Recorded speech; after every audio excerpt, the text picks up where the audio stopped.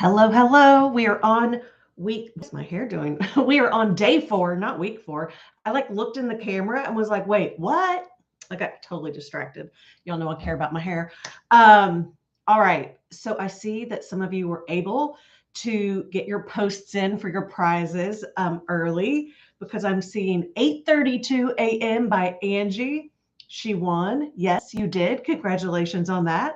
And then Doris, she said she loved the idea of taking things out of her must do pile. Um, but she already put things in her would to be pile.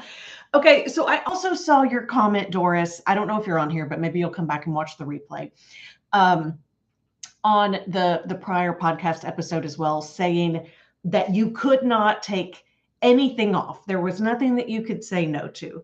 Hi, Sally. So I am curious. Oh, you're here. Yay.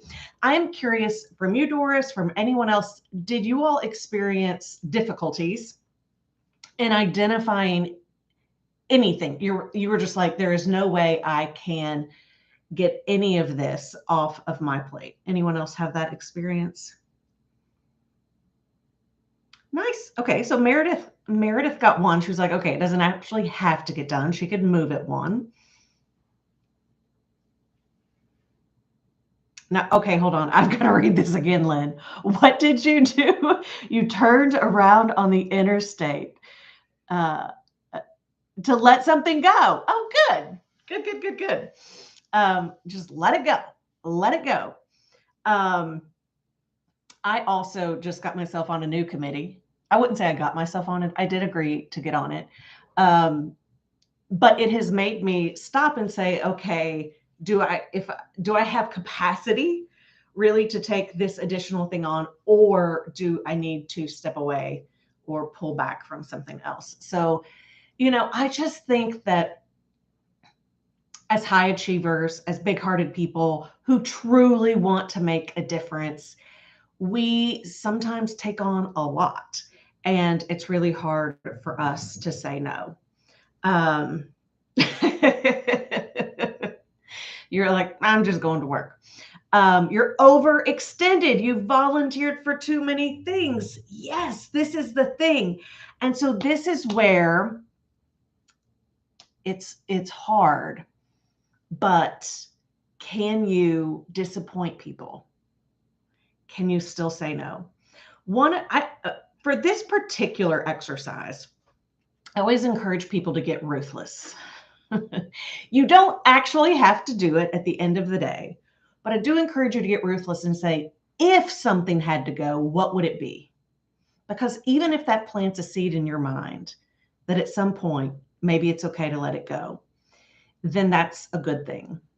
Another way to look at it is to say, okay, and by the way, no one likes this analogy, and yet it's a very real analogy.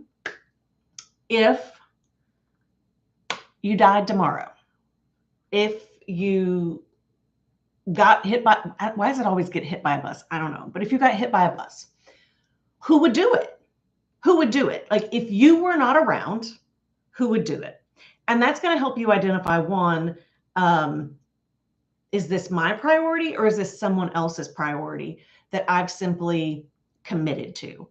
And sometimes it's just like, oh, well, they would find another employee or they would find another volunteer, but I am still here. Therefore, I'm the only one who can do it. But it does stretch you to think about the fact that you don't have to do it all. And if you weren't here, you would not be doing it all. And I do think it's important to protect our peace, especially not to keep picking on you, Doris, but you do so much for your community, right? Like I know the work that you do and it is amazing, but it is hard to sustain peace and energy and hope and resilience when we are overextended. And that in the end does not help anyone. But you were able to delegate one thing to another volunteer. Very good. Okay, let me read through your all's comments. Sean, he posted yours on the podcast. Yeah, do your own dang research, honey. Oh, and you put your daughter on a plane with another mom today. That's big. That's big because I know you love traveling with her. And yeah, moved getting shutters and new outdoor lights up before year's end to maybe sometime next year. Yeah, I mean, look, there is so much stuff that I would love to get done. And I mean, there's only so much time in the day, and it really is what is the most important. Well, here's the thing, Megan. When you say it's the things that you only really have to do, that's fine if the math works. If you don't feel overwhelmed, if there's plenty of time to get it all done. But if you do feel overwhelmed and you feel stressed and you feel anxious about all the things that really have to get done, then that's where today's ruthless exercise of saying, I can't actually do it all. Like some things just aren't going to get done. And either I'm not going to do them or someone else isn't going to do them. Like it just really forces you to get super serious about your priorities in a way that you wouldn't otherwise. Because here's the thing, I know a lot of you, and you're really, really good at persuasion. You're really good at arguments and logic, and you will argue with yourselves all day long. I mean, I don't care if you argue with me or not. It's not impacting me, but you will. And I know this because I do this too, right? It is so easy to tell ourselves that we have to do things that we really don't have to do because we can let certain things go and we can move things off our plate and we just don't want to. We just don't want to. Okay, it's saying the chat is disconnected, but reconnected. I don't know. We'll just see if you all continue to chat. I don't know if that was my Wi-Fi connection or what.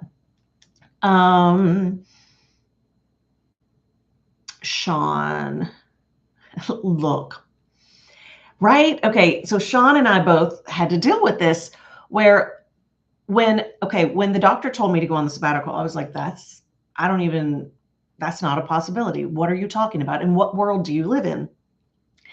And I did it, right? And I did not enjoy it. And turns out you're just like you, Sean, the world did not fall apart.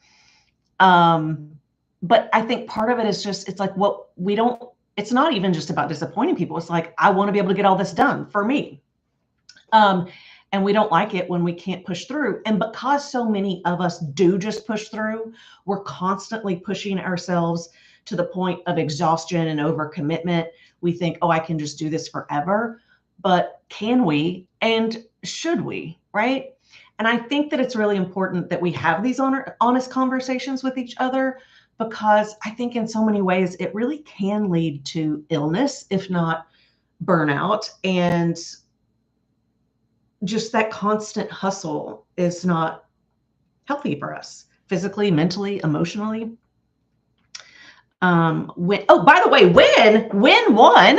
Congratulations, you won yesterday. The list is getting longer and longer.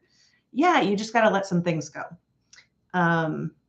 Angie, it's forcing you to find some more people to delegate to.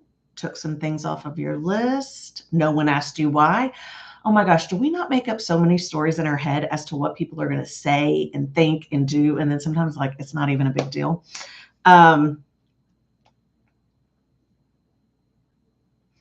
Yeah. Oh, the nonprofit boards. God love them.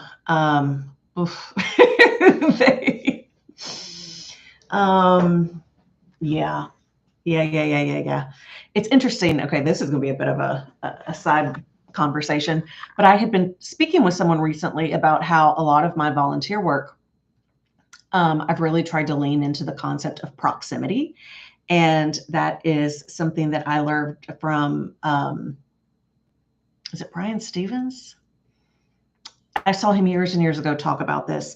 But he was saying that if you're a lawyer, if you're an executive, you tend to get tapped to be on these advisory boards and roles where you're making all these decisions.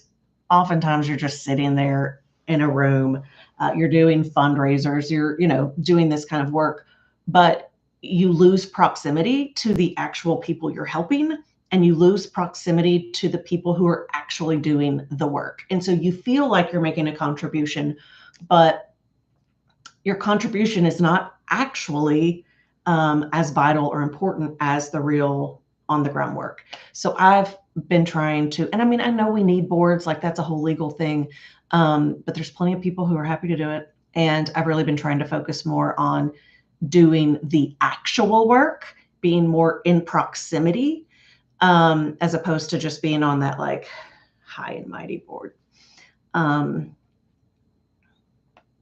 Laura, if you are tired of pushing through, you got to say no.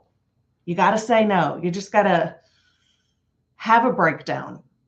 When it comes to getting ruthless and letting things go and delegating and saying no to things you've already said yes to, sometimes it requires a tantrum. It requires a meltdown, a breakdown, and no one else even has to witness it. You can just do it in your own space, in your own room.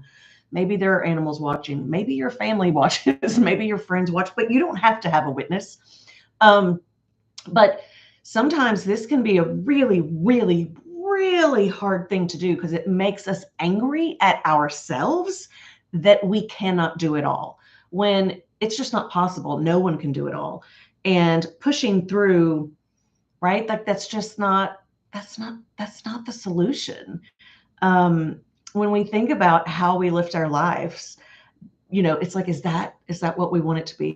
Was that we pushed through, that we were exhausted all the time, that we didn't let anyone down? I mean, maybe that's not really what I want though. And let me tell you, I pushed through for many years. I was exhausted for many, many years. But it's just not worth it. Yeah, Meredith, like you had to. So this is the thing, right? I'm noticing a theme here. When we are forced to, and we do not have a choice, because like it wasn't on my choice. Meredith probably wasn't your choice. Sean wasn't your choice. When we don't have a choice, we make it work. When we do have a choice, we just resist. We resist the making it work.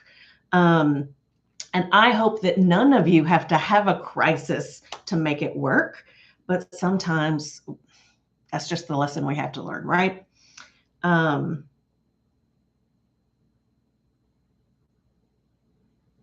Oh, interesting. You had a meltdown on having groceries delivered.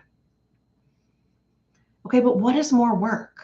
Were you going to be the ones ordering?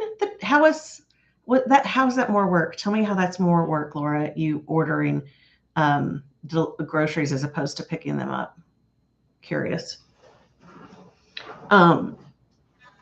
I actually enjoy going to the grocery store, which is a weird thing. I don't really, but let me tell you what it is. I don't like planning ahead what I want to eat.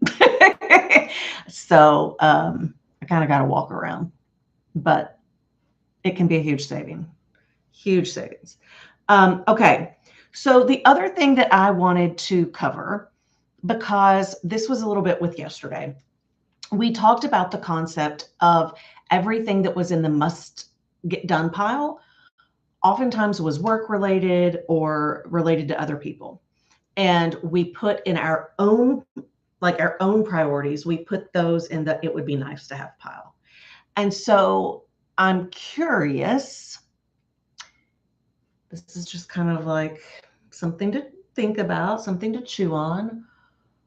Why do you think it is that you feel as though none of your priorities have to get done?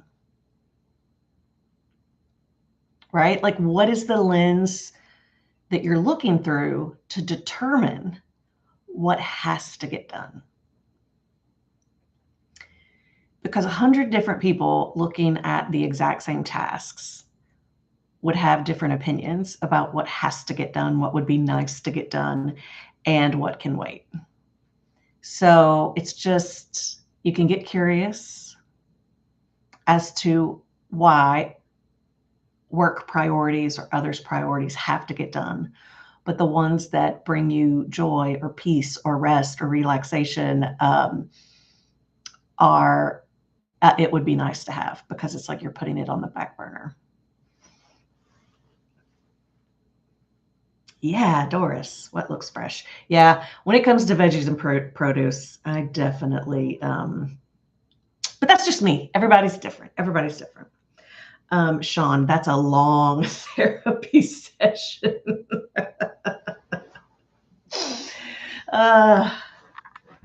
I saw a funny meme on Instagram yesterday that said, it was something like, and in better news, my therapist just booked a 4-year contract with me.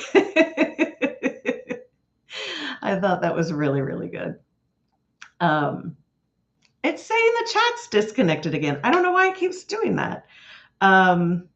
Okay, so if any of you have something that you're like, there's no way I can get rid of this, or I'd like to get rid of it, but there's a specific thought that you're having, or belief, or story, or anything like that that's coming up for you, and you want to put it in there just for me to like maybe coach you through it a little bit, be a little bit of a devil's advocate, feel free to put that in.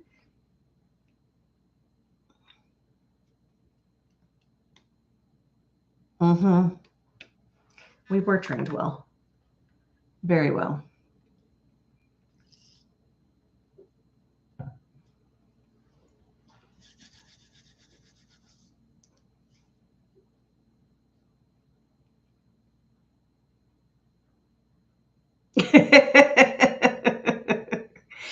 The must-do list was if the world was going to end. Perfect. Perfect. So it sounds like you actually have some additional time available, potentially, right? Where you can add more stuff in. Maybe, although Angie was thinking, yeah, there wasn't stuff you could delegate. Perhaps one of the things you could do is see if there are ways to avoid taking on anything else that's in a must-do list for the rest of the year. Sometimes it's possible, sometimes it's not, especially at work, right? Like there's lots at play there, but really keeping that space open. And I recorded for you all yesterday the bonus episode, which will come out on Tuesday. And that's all about doing math scenarios to actually get everything done by the end of the year and make sure that it's doable. Because if you say stuff has to get done, but the math don't math, then I don't know what to say. Yeah, you couldn't wrap your head around it. Look, it's so interesting because change and doing things differently, like even delegating, saying no, that can be like ordering groceries on an app. And because it's so new, it can feel like I'm learning something new. I'm having to do something new because it doesn't feel easy. And what feels easy is what we have always done. The problem, of course, is that even though it's easy in the moment, it's comfortable in the moment, it's causing us a great deal of hardship and disease and discomfort in the long term. And so putting in the effort to do things differently and learn a new app or learn how to delegate, learn how to think differently, it is definitely going to create some short-term pain, but may be a wonderful long-term solution.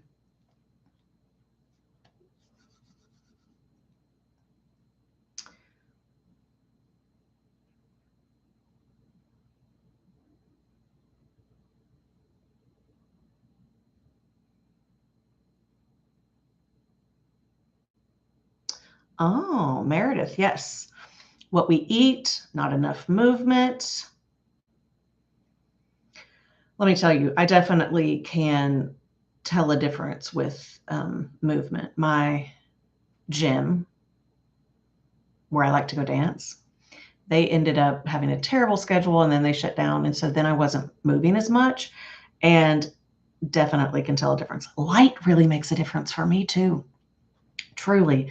Like when we change, when we go to winter and we change time, I mean, it definitely zaps my energy.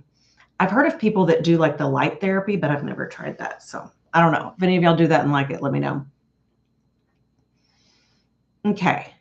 Okay. So for whatever reason, the chat is coming in a really, really weird way. It's like taking stuff that's old. All right. So I encourage you guys to, oh, you do it. Oh, okay. I need to check out this light therapy. I encourage you guys to keep saying no, keep finding ways to let things go, even though it's uncomfortable, even if you want to have a tantrum. I have also found especially like in my business, I've often found that the less I do and the more focused I am, not only am I less stressed and overwhelmed, but I get better results. Partly because focus often helps from, if you're thinking of marketing or sales, but also just in the delivery of goods and services. The more efficient and streamlined you can be in everything that you're doing, the more focused you can be. It just keeps you from being pulled in a million different directions. And while that's not always sexy, especially for those of us who get bored easily, it can create a lot more space in our lives. And I have to say, I think, you all know this. I've always been a hustler, and I got really depressed when I wasn't able to hustle at all during the sabbatical. But I continue to find more ways to be in flow that, like right now, I'm in more flow than I've ever been. And a lot of people keep asking me, like, are you not overwhelmed with doing all the things? Because I'm like trading stocks, I'm doing stand-up comedy, I'm doing the business, I'm doing the podcast. I'm just doing all these things.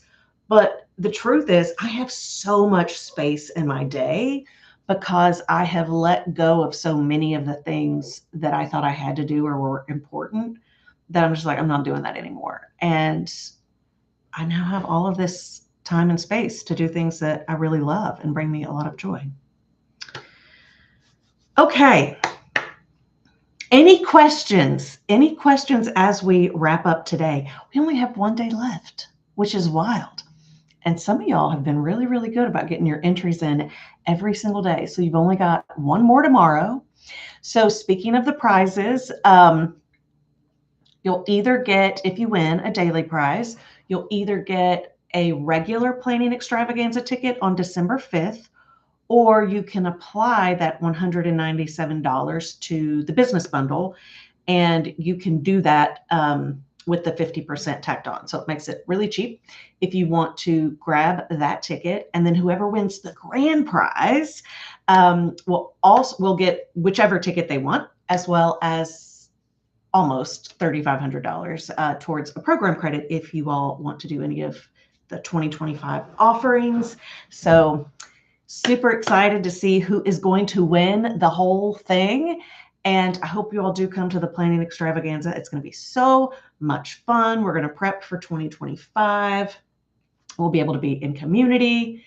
But this has been so good for my soul this week. I'm so glad to just be back in community with you guys and see so many wonderful people. But that's it. That's what I have for today. Tomorrow, you'll get your podcast, you'll do your challenge, you'll get how to post your entry.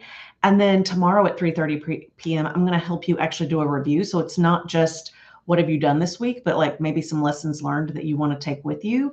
And then, as I mentioned, that bonus episode will be released on Tuesday to help you do the map and plan each and every week for the rest of the year. So you should be in really good shape. Okay. Y'all have a great day. Yes. Oh my gosh. We really need community, right? I mean, I wish I was in a room with you all and could give you a big hug. But I will take the energy. That's what we got at the moment. So y'all have a great day, a great evening, and I will see you here tomorrow and we will celebrate. Bye.